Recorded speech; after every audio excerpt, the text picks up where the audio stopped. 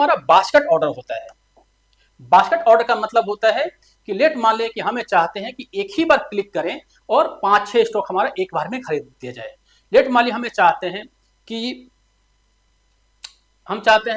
कि हम जो है सो न्यू ईयर जब आने वाला है तो न्यू ईयर के अंदर हम 5 स्टॉक एक तारीख को ही खरीदें और एक क्लिक पे खरीदें, तो हम एक बास्केट बना देंगे न्यू ईयर का।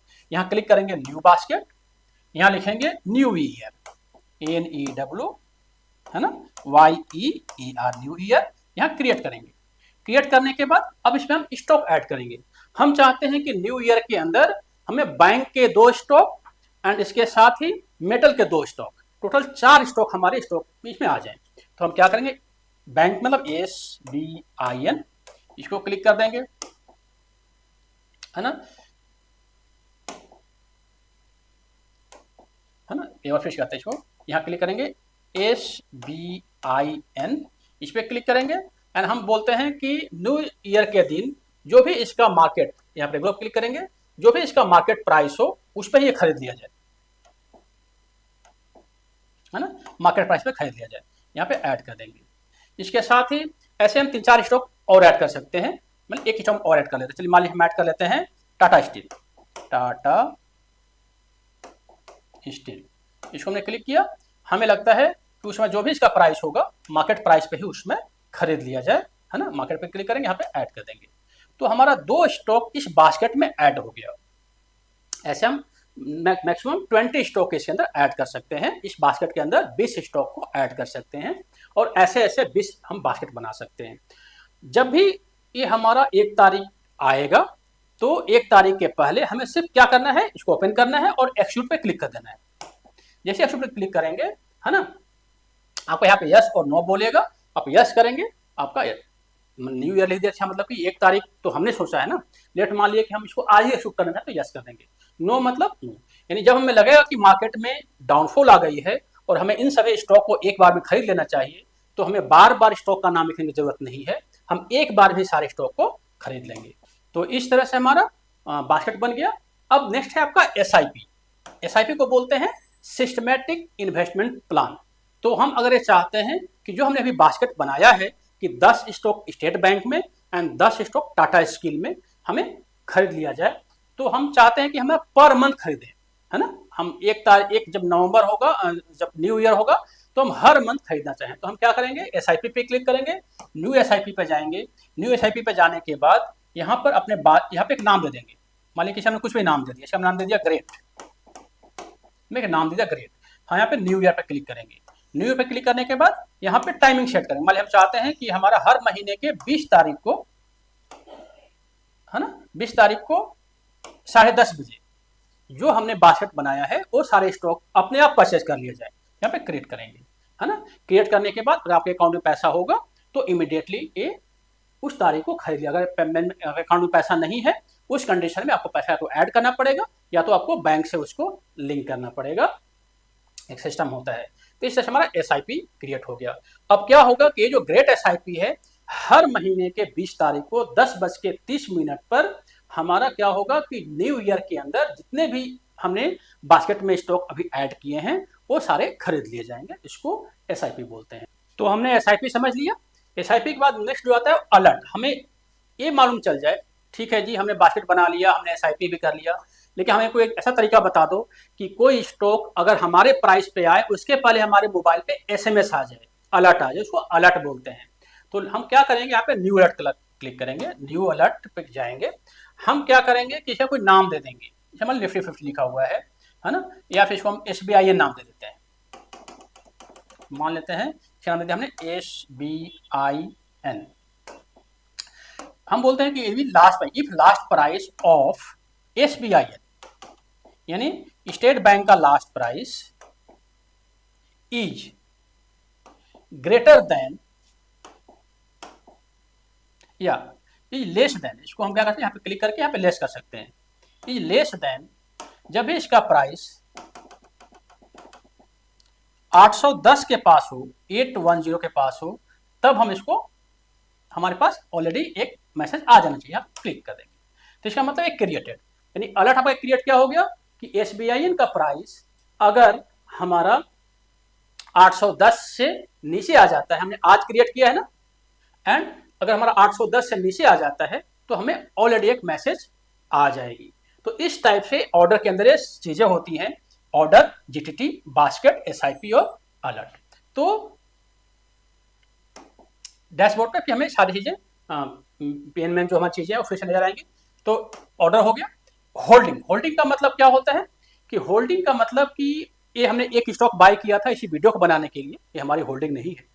तो लेट मान लीजिए कि हमने कोई भी स्टॉक को बाय किया है, तो नॉर्मली इंडिया में क्या होता है कि इंडिया में वो स्टॉक आपने आज बाय किया है तो इसको बोलते हैं ट्रेडिंग डे, इसको बोलते हैं टी बोलते हैं, trading day. Trading debt plus third यानी आज, कल और परसों, परसों ये स्टॉक क्या होता है कि ऑटोमेटिक हमारे होल्डिंग में आ जाती है। अगर आप आज बाय करेंगे तो आज होल्डिंग में नहीं आएगी, आज उसको आप सेल कर सकते हैं, है ना। कल अगर आप चाहें तो कल भी आप सेल कर सकते हैं, उसको बीटीएसटी बोलते हैं। लेकिन तीसरे दिन हमारे होल्डिंग में आ जाती है। तो यहाँ पे नजर आने लगेगा कि आपके उस स्टॉक का जो प्राइस है वो क्या है, यानी हमने थोड़ा इन्वेस्टमेंट कितना किया हुआ है, हमारा करंट वैल्यू कितना है, हमारा आज का कितना प्रॉफिट लॉस है और हमारा टोटल प्रॉफिट लॉस कितना है। जैसे मान लीजिए कि हमने एक स्टॉक खरीदा टाटा स्टील का 149.50, है ना, करंट वैल्यू हमारा अभी 147.57 है। आज का हमारा जो लॉस हुआ है वो 2.24% का लॉस हुआ है, एंड साथ में हमारा जो टोटल लॉस है वो 1.29% का लॉस है। तो ये आपको पूरा यहाँ पे नजर आएगा। आपको जितने भी होल्डिंग में टाटा स्टील है, स्टेट बैंक है, बाकी सारे आपके होल्डिंग में आपको नजर आते रहेंगे, है ना। इसी तरह से यहाँ पे इन्वेस्टमेंट वैल्यू में, प्रॉफिट लॉस में भी क्लिक करेंगे तो नीचे चीजें आएंगी। तो ये बेसिकली होल्डिंग होती है। होल्डिंग का मतलब कि T+3 यानी तीसरे दिन आपके डीमेट अकाउंट में वो स्टॉक आ जाएगा। नेक्स्ट जो हमारा है पोजीशन, पोजीशन मतलब कि आज ही हमने बाय किया और आज ही उस स्टॉक का क्या प्राइस है, यानी इसको बोलते हैं जो इंट्राडे में स्टॉक ऑलरेडी परचेज्ड है, या कोई स्टॉक हमने अगर मार्जिन में लिया हुआ है तो अगर ओपन है, मार्जिन मतलब कि हमने स्टॉक लिया हुआ है लेकिन हमने पैसा ब्रोकर से लिया हुआ है, या इंट्राडे में हमने स्टॉक लिया हुआ है, पैसा ब्रोकर से लिया है, अपना लगा लेकिन वो अभी ओपन है, तो उसको वो पोजीशन के अंदर आएगा। अगर आपको इसी तरह से किसी आईपीओ के अंदर इन्वेस्ट करना है तो बीड होता है या आईपीओ ऑप्शन होता है। आईपीओ पे क्लिक करेंगे तो बहुत सारे आईपीओ जो ओपन होंगे उनका यहाँ पे आ जाएगा कि वो ओपन कब से कब ओपन है एंड वो क्या उसका प्राइस बैंड है। आप अप्लाई पे क्लिक करेंगे आ जाएगा। तो ये सारा पूरा सिस्टम होता है, कैसे बाई करते हैं, कैसे सेल करते हैं, एमओ में कैसे बाई करते हैं, रेगुलर कैसे बाई करते हैं, मार्केट ऑर्डर, लिमिट ऑर्डर, ये हम पूरा समझ में आ गया, होल्डिंग पोजीशन समझ में आ गया। अब एक चीज जो इसमें हमें समझने की जरूरत है कि हम पैसा कैसे ऐड करते हैं। जी सब कुछ तो सही है, ये तो हम तब करेंगे ना जब हमारा इसके अंदर डीमेट अकाउंट के अंदर पैसा ऐड रहेगा। तो पैसा कैसे ऐड करते हैं, तो यहाँ पे फंड पे क्लिक करेंगे। फंड पे जब क्लिक करेंगे तो दो ऑप्शन आएगा, ऐड फंड और विड्रॉ फंड। जैसे हम ऐड फंड पे क्लिक करेंगे तो एक पॉपअप खुलेगी, यहाँ पे आपको लिखा हुआ आएगा, आपका नाम आएगा, जैसे मेरा नाम अरविंद कुमार तिवारी है, यहाँ लिखा आएगा। जैसे मान लीजिए हम ऐड करना है कितना, हमें 50,000 ऐड करना है या 5,000, मान लीजिए 5,000 हमें ऐड करना है, 5,000 ऐड करेंगे। नीचे जब आएंगे तो नीचे आपके पास दो ऑप्शन है, एक यूपीआई है, एक नेट बैंकिंग है। यूपीआई में फ्री में ऐड होता है, एक दिन में आप मैक्सिमम 1 लाख तक ऐड कर सकते हैं, एंड साथ में नेट बैंकिंग में 9 रुपए का प्लस जीएसटी, मोटा मोटी करीब पौने 10 रुपए के आसपास, 9 रुपये 18 पैसे के आसपास, है ना। ये आपका इसके अंदर लगता है, सॉरी 9 रुपये 18 नहीं, 9 रुपये 90 पैसे के आसपास, मतलब 10 रुपये के आसपास। तो यहाँ क्लिक करेंगे तो आपके पास बैंक में ये चला जाएगा, एंड बैंक में जैसे आप एक्सेप्ट करेंगे ये पैसा जो है हमारे इसके अंदर आ जाएगी। फिर हमें ऐड नहीं करना तो इसको अभी क्लोज कर देते हैं, है ना। इसी तरह से हमें विड्रॉ करना है तो विड्रॉ पे क्लिक करेंगे। विड्रॉ का मतलब कि अगर हमारे ऑलरेडी अकाउंट में पैसा है, जैसे हमारे पास बीच में 3 रुपये, क्योंकि अभी हमने इसमें कुछ काम ही नहीं कर रहे, क्योंकि ये तो हमें केवल दिखाने के लिए डेमो अकाउंट हमने बनाया हुआ है ना। तो यहाँ पे क्लिक करेंगे, यहाँ पे मान लीजिए हमें विड्रॉ कितना करना है, मान लीजिए हमारे पास 3 रुपये 57 पैसे है, तो हमें 2 रुपये विड्रॉ करना है, तो 2 रुपये क्लिक करेंगे, है ना। तो एक एग्जाम्पल है, हमें 2,000 विड्रॉ करने हैं, अगर हमारे पास पैसा इसके अंदर होता तो यहाँ पे कंटिन्यू पे क्लिक कर देंगे, है ना। कंटिन्यू पे क्लिक कर, ये हमारा ऑलरेडी ऑर्डर प्रोसेस हो गया है। तो हर रात में क्या होता है, 12 बजे के आसपास वो सिस्टम एक बार रिवाइज होती है, तो उस समय हमारा ऑर्डर अगर हमारे अकाउंट में पैसे हैं तो प्रोसेस हो जाएगा, और अगले 12 बजे के पहले हमारे अकाउंट में अगले दिन हमारे अकाउंट में आ जाएगा। फिलहाल हमें इस ऑर्डर को कैंसिल कर देते हैं, मतलब कि ऑर्डर हमने नहीं किया, हमने इसको एक्सिक्यूट नहीं करना है जी, इसको हमने कैंसिल कर दिया। तो ये बेसिकली पूरा सिस्टम है कैसे बाई कैसे सेल और कैसे हम लोग चार्टर को देखते हैं, एज ए लेमैन हम लोग कैसे इसके अंदर एंट्री करते हैं। एक चीज़ इसके अंदर और है कि अगर लेट में हमें रिपोर्ट देखना है कि हमारा पोजीशन कहाँ पे है, तो अब इसको आप ना, ये आपके लिए टास्क है, इसको आप रिपोर्ट में क्लिक करेंगे तो यहाँ पे trade book, profit loss, trade book में क्लिक करेंगे पूरा हमारा ट्रेड बुक नजर आ जाएगा, है ना, कि हमने जैसे इसके अंदर हमने कोई बाई सेल किया ही नहीं है, तो यहाँ पे हमारा सिर्फ यहाँ पे एक नजर आ रहा है ब्लू टिक, यानी बाकी सब ब्लैंक है, खाली है। इसका मतलब कि हमने अभी तक इसमें कोई भी बाई और सेल नहीं किया इस अकाउंट के अंदर। अगर हम लेट मान लीजिए कि आपने अक्टूबर में भी बाई किया होता तो यहाँ पे ब्लू या रेड, अगर रेड का मतलब लॉस था, ब्लू का मतलब प्रॉफिट था, है ना, इस टाइप से। सॉरी, ट्रेड बुक में तो केवल ब्लू नजर आएगा। अगर आप प्रॉफिट लॉस में जाएंगे तो यहाँ पे आपको पूरा प्रॉफिट लॉस नजर आ जाएगा। इसी तरह से अगर आपको टैक्स के लिए देखना है तो टैक्स पीएल आप बीच में देख सकते हैं कि भाई हमारा क्वार्टर 1, क्वार्टर 2, क्वार्टर 3 का क्या टैक्स का प्रॉफिट लॉस अकाउंट है, ताकि कोई प्रॉब्लम ना हो। तो इस टाइप से पूरी एक सिस्टम होती है। आप रिपोर्ट भी चेक कर सकते हैं। इस पर थोड़ा सा आप लोग खुद जा करके एंड इसमें क्लिक कीजिए। लेकिन हमें स्टार्टिंग में ज़्यादा हमें चीज़ समझने की ज़रूरत नहीं है, सिर्फ समझना है कि किस तरह से स्टॉक को ऐड करते हैं वॉच लिस्ट में।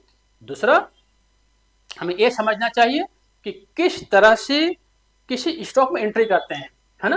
तो उसके लिए आपको बता दिया कि 200 EMA को आपको प्लेस करना है। 200 EMA को प्लेस करने के बाद आपको एक थोड़ा सा समझ में आ जाएगा कि हम कहाँ पे हमारा प्राइस उसको कट कर रहा है। जब ऊपर की तरफ कट कर रहा है तो वहाँ पे हम बाई कर लेंगे। कट करने के बाद एक फॉलो करना होना चाहिए, 2 घंटे का टाइम फ्रेम होना चाहिए। तो इस टाइप से पूरा हम ट्रेडिंग व्यू के अंदर या जो चार्ट IQ है जीरोधा का, उसके अंदर एंट्री करके अपने हम फाइनेंशियल जर्नी को स्टार्ट कर सकते हैं, मंगल आरंभ कर सकते हैं, है ना। तो आशा आपको पूरा समझ में आया होगा। कुछ आपको लगता है कि कहीं कोई कन्फ्यूजन है तो आप नीचे चार्ट बॉक्स में लिखिएगा, या फिर हमें आप व्हाट्सअप नंबर आपके पास है ही तो व्हाट्सअप नंबर पर हमें एक बार बताइए, तो बाकायदा उसको हम क्लैरिफाई करने की कोशिश करेंगे। लेकिन आज हमारे चौथा क्लास था, तो चौथा क्लास का रैपअप यही है कि हमने इस तरह से बाई और सेल के लिए एंट्री करनी है। ज़्यादा हमें कंफ्यूज नहीं होना है, छोटे छोटे स्टेप्स लेने हैं, कम पैसे से स्टार्ट करना है ना, और हमें इस तरह से अपने फाइनेंशियल जर्नी को आगे की तरफ बढ़ानी है ना।